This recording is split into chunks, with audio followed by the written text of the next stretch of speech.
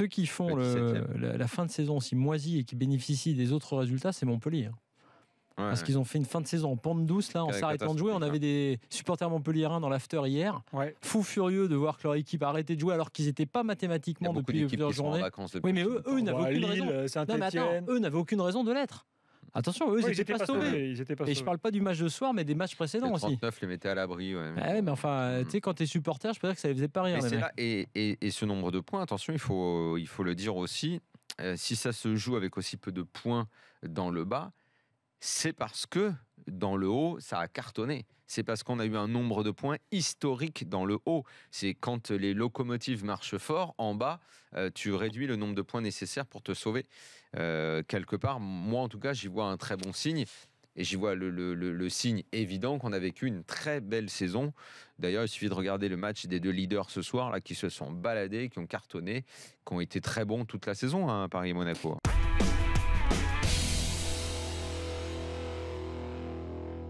Il part sur une bonne note. On ne peut pas en vouloir un entraîneur un peu comme un boxeur qui viendrait soulever une mais c'est WBA. surtout que les cycles sont bien. L'année dernière, je sais pas, parce que j'entends encore aujourd'hui qu'on parle de blanc à Paris, je trouve ça aberrant, quoi qu'il en soit, qu'on en pense du bien ou qu'on en pense du mal. Un cycle de 3 ans, il est parti sur une bonne note puisqu'il a été encore champion et qu'il avait tout gagné. Voilà, on peut passer à autre chose, même quand on reste sur un titre. Et en l'occurrence, Jardim partirait sur un titre. Et effectivement, s'il est remplacé par un bon entraîneur, ce qui sera le cas, il n'y a pas à pleurer ou à faire un drame, quoi. Non, Daniel, tu as tout à fait raison, Daniel. À partir du moment où il s'en va, après 3 bonnes saisons, voilà. Je suis entièrement d'accord. Il n'y a pas à en faire un drame. Après, il faut voir aussi les joueurs comme Bernardo Silva et autres, Fabinho, qui risquent de partir. Ouais, mais ça, c'est pas lié à Jardim, ça. Ça, ce sera lié à politique de club ou des choses comme ça, tu vois. Oui, quelque part, c'est un petit peu lié aussi, parce que lorsque tu as un entraîneur qui part et 2 joueurs majeurs... tu n'as pas cité Mbappé, hein? Non, Mbappé, je l'ai pas cité pour une simple et bonne raison, Gilbert, c'est que il va être annoncé au Real Madrid très certainement avec d'ici un an sous option, ce qu'on appelle. Ça veut dire que le contrat serait signé, mais il partirait pas avant fin 2018. Donc très sincèrement, je pense qu'il a encore des choses à prouver.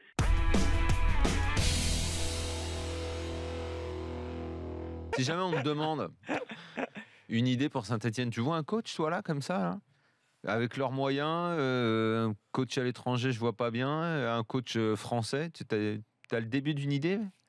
C'est marrant parce qu'on a évoqué ce sujet-là, on a donné des idées dans Lyon, j'ai 1000 idées sans problème pour Saint-Etienne, plus compliqué. Genre Gallardo, tout ça, pour Lyon. Et pourquoi des idées lyonnaises n'iraient pas à Saint-Etienne?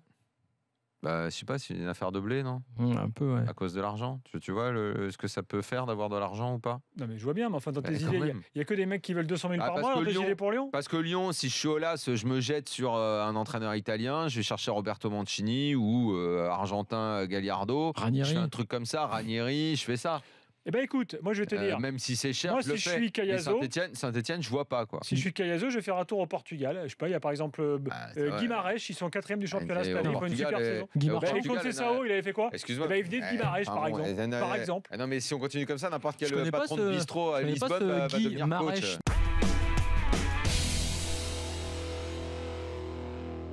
Toi, tu es mis sur la disqualification de Lyon, puisqu'il y a enquête sur eux.